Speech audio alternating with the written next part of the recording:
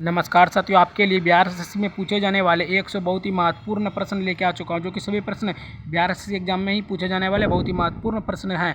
तो दोस्तों, आपसे एक रिक्वेस्ट है, वीडियो को शुरू से लेकर अंत तक का प्रश्न बहुत ही इंपॉर्टेंट प्रश्न है। तो चलिएगा, इस वीडियो को स्टार्ट करते हैं। आपका पहला क्वेश्चन क्या लिखा हुआ है?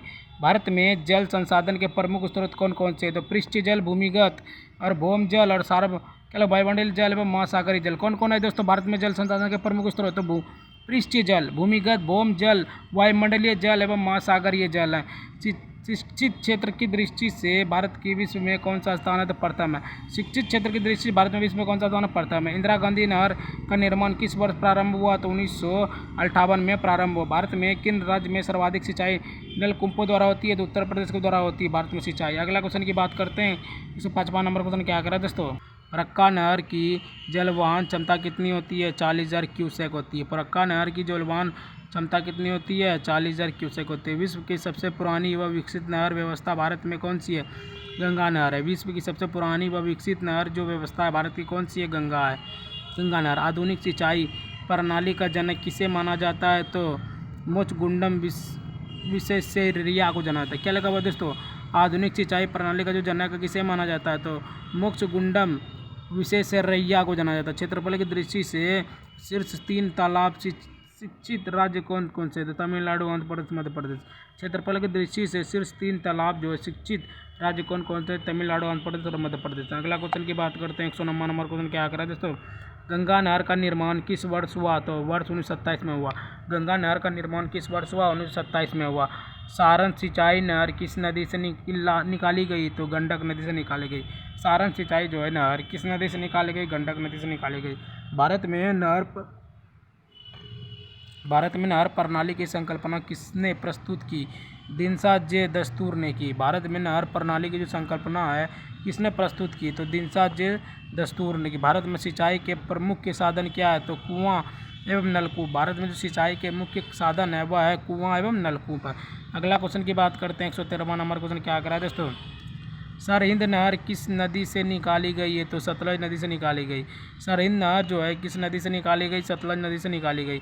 विश्व जल दिवस कब मनाया जाता है? तो 22 मार्च। विश्व जल दिवस 22 मार्च को मनाया जाता है। राष्ट्रीय जल दिवस कब मनाया जाता है? राष्ट्रीय जल दिवस दोस्तों 14 अप्रैल। राष्ट्रीय जल दिवस कब मनाया जाता है? 14 अप्रैल को मनाया जाता है। लघु सिंचाई परियोजनाओं के अंतर्गत कितने क्षेत्र की सिंचाई होती है? तो 2000 हेक्टेयर से कम की। लघु सिंचाई परियोजना के अंतर्गत कितने क्षेत्र की सिंचाई होती है? 2000 हेक्टेयर से कम की। अगला क्वेश्चन की बात करते हैं। 17वां नंबर क्वेश्चन क्या करा दोस्तों? मध्यम सिंचाई परियोजनाओं के अंतर्गत कितने क्षेत्र की सिंचाई होती है? तो 2000 से 10,000 हेक्टेयर की। मध्यम सिंचाई परियोजना के अंतर्गत कितने क्षेत्र की सिंचाई होती है? 2000 से 10,000 हेक्टेयर की। वृहद सिंचाई परियोजनाओं के अंतर्गत कितने क्षेत्र की सिंचाई होती है? 10,000 हेक्टेयर से अधिक। वृहद सिंचाई परियोजना के अंतर्गत कितने क्षेत्र की सिंचाई होती है? 10,000 हेक्टेयर से अधिक की। भारत में सिंचाई का मुख्य स्रोत क्या है? तो नलकूप है। भारत में सिंचाई का जो मुख्य स्रोत है दोस्तों नलकूप है। सर्वाधिक शिक्षित क्षेत्रफल वाले 5 राज्य का सही क्रम क्या है? सर्वाधिक शिक्षित क्षेत्रफल वाले 5 राज्य का सही क्रम क्या? उत्तर प्रदेश, राजस्थान, पंजाब, मध्य प्रदेश, आंध्र प्रदेश। ये सारे शिक्षित क्षेत्रफल वाले राज्य हैं। अगला क्वेश्चन की बात करते हैं। 121वां नंबर क्वेश्चन क्या करा है दोस्तों? भाखड़ा नागल बांध का निर्माण किस नदी पर हुआ? तो सतलज नदी पर हुआ। भाखड़ा नागल बांध का जो निर्माण है किस नदी पर हुआ? सतलज नदी पर हुआ। भाखड़ा नागल किन राज्यों की संयुक्त परियोजना है? तो हरियाणा, पंजाब, राजस्थान। भाखड़ा नागल जो है किन राज्यों की संयुक्त परियोजना है? तो हरियाणा, पंजाब और राजस्थान की है। सरदार सरोवर परियोजना से लाभान्वित होने वाले राज्य कौन कौन से हैं? तो गुजरात, महाराष्ट्र, गुजरात, महाराष्ट्र और मध्य प्रदेश, उसके बाद राजस्थान है, उत्तर प्रदेश नहीं है। तो सरदार सरोवर परियोजना से लाभान्वित होने वाले राज्य कौन कौन है? गुजरात, महाराष्ट्र, मध्य प्रदेश, राजस्थान है। दामोदर परियोजना में कौन से राज्य सम्मिलित है? तो पश्चिम बंगाल, झारखंड।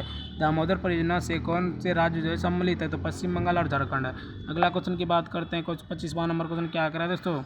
अकौरेश्वर परियोजना किस नदी पर स्थित है? तो नर्मदा नदी पर स्थित है। अकौरेश्वर परियोजना किस नदी पर स्थित है? नर्मदा नदी पर स्थित है। हीराकुंड बांध किस राज्य में स्थित है? तो उड़ीसा में स्थित है। हीराकुंड बांध जो है किस राज्य में स्थित है? उड़ीसा में स्थित है। भारत का सबसे पुराना जल शक्ति उत्पादन केंद्र कौन सा है? तो शिवम सुंदरम है। भारत का सबसे पुराना जल शक्ति उत्पादन केंद्र कौन सा है? शिवम सुंदरम है। तपोवन एवं विष्णुगढ़ जल विद्युत परियोजना किस राज्य में स्थित है? तो उत्तराखंड में स्थित है। तपोवन एवं विष्णुगढ़ जल विद्युत परियोजना जो है किस राज्य में स्थित है? तो उत्तराखंड में स्थित है। अगला क्वेश्चन की बात करते हैं। 129वां नंबर क्वेश्चन क्या आ रहा है दोस्तों? नागार्जुन नागार्जुन सागर परियोजना किस नदी पर स्थित निर्मित है? तो कृष्णा नदी पर निर्मित है। नागार्जुन जो सागर परियोजना किस नदी में निर्मित है? तो कृष्णा नदी पर निर्मित है। नागार्जुन सागर जो है परियोजना किन दो राज्यों से स्थित है? तो आंध्र प्रदेश, तेलंगाना। नागार्जुन जो सागर है वो परियोजना किस दो राज्यों से स्थित है? तो आंध्र प्रदेश, तेलंगाना से स्थित है। गांधी सागर बांध किस परियोजना का भाग है? तो चंबल परियोजना का भाग है। गांधी सागर बांध जो है किस परियोजना का भाग है? चंबल परियोजना का भाग है।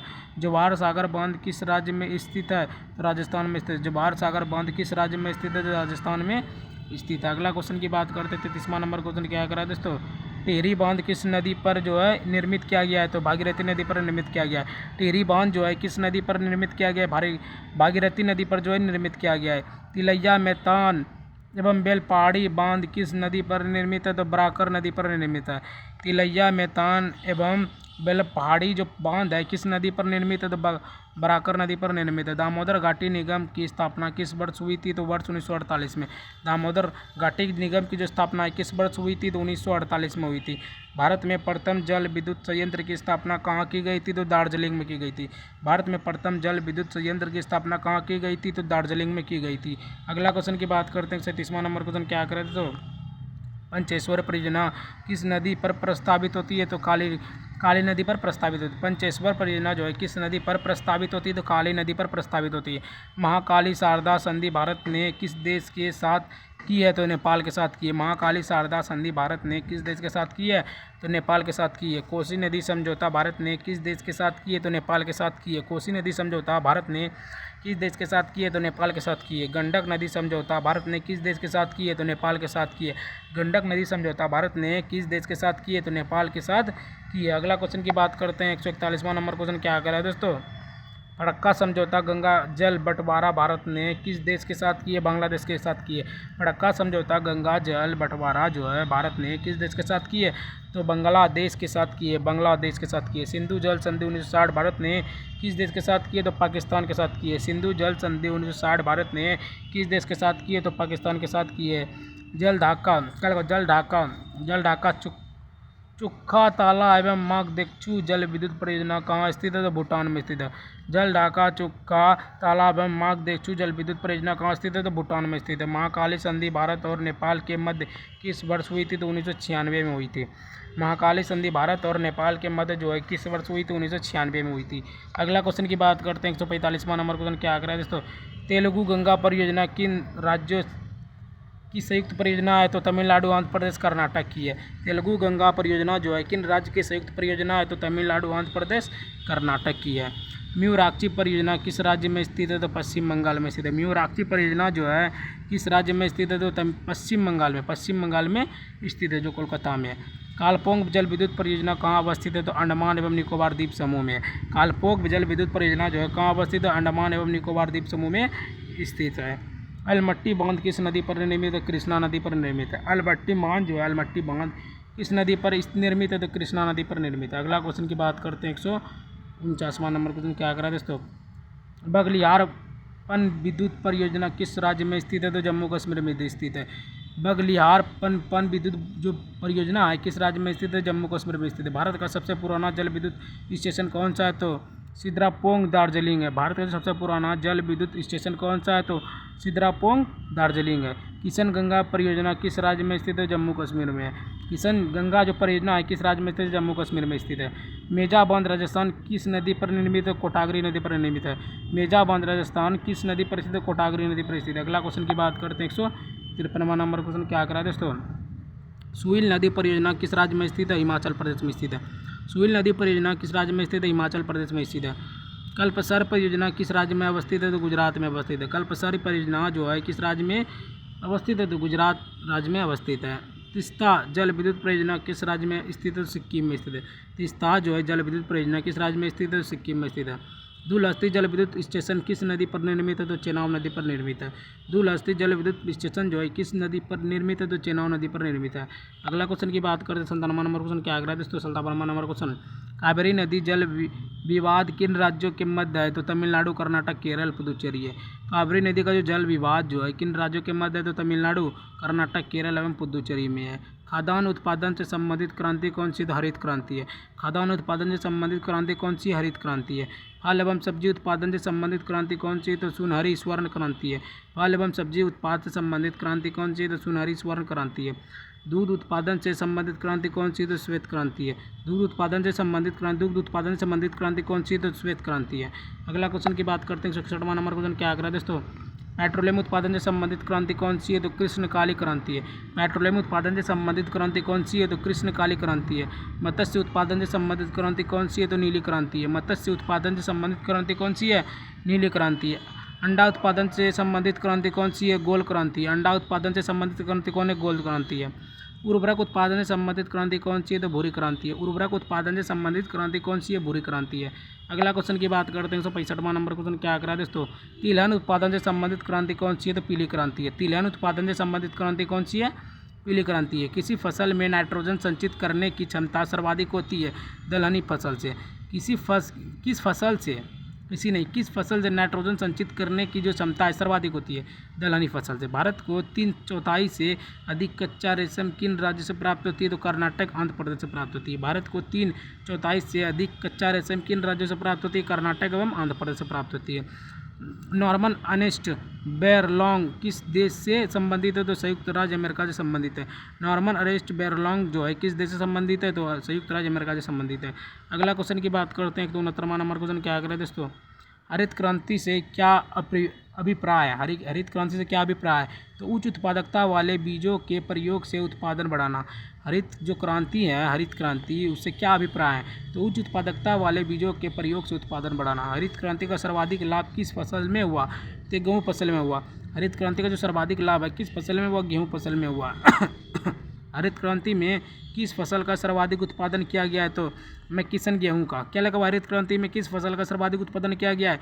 तो मैक्सिकन गेहूं का। मैक्सिकन गेहूं का हुआ। सर्वाधिक विदेशी मुद्रा किस नकदी फसल में निर्यात से प्राप्त है? तो चाय। सर्वाधिक विदेशी मुद्रा किस नकदी फसल में निर्यात से प्राप्त होती है? तो चाय से प्राप्त होती है। अगला क्वेश्चन की बात करते हैं 173वां नंबर क्वेश्चन क्या करा दोस्तों?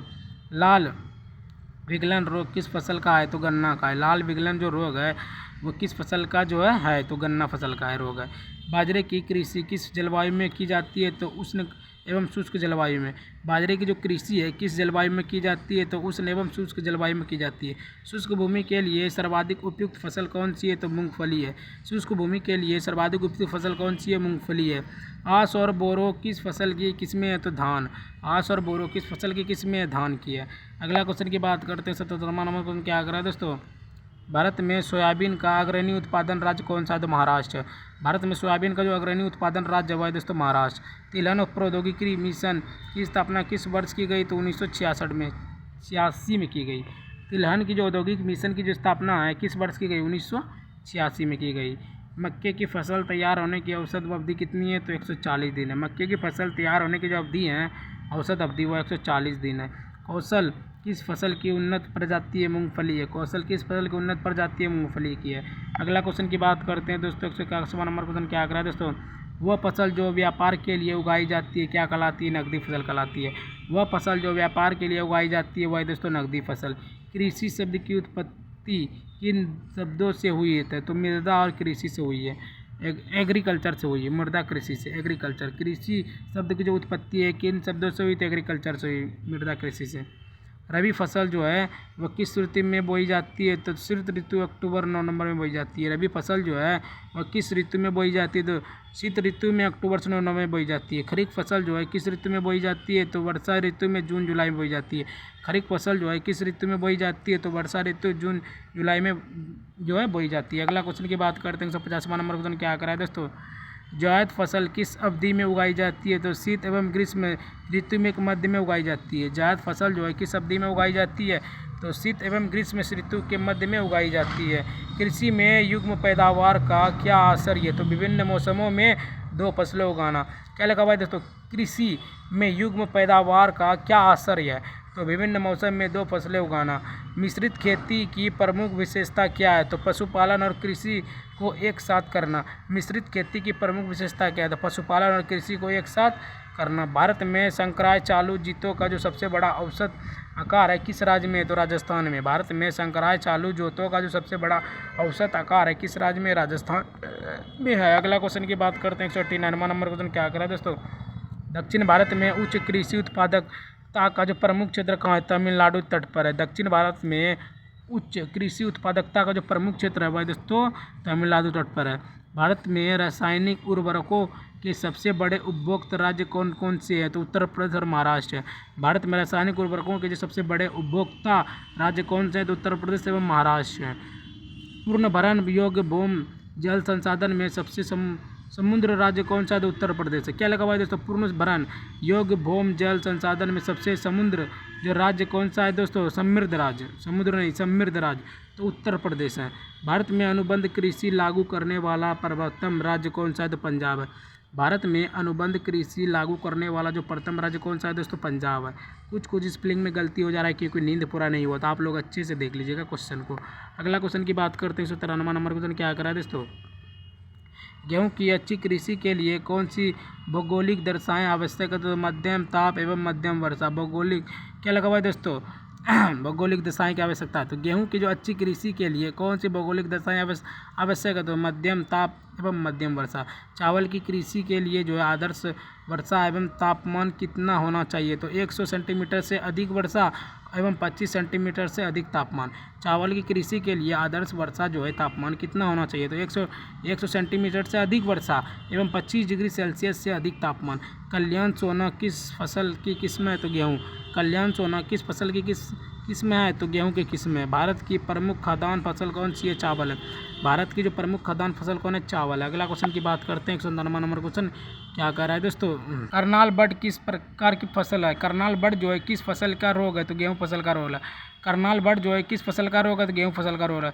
खाद्यान्न के सुरक्षित भंडार हेतु कटाई के समय अधिकतम खाद्रता कितनी होनी चाहिए? तो 14% होनी चाहिए।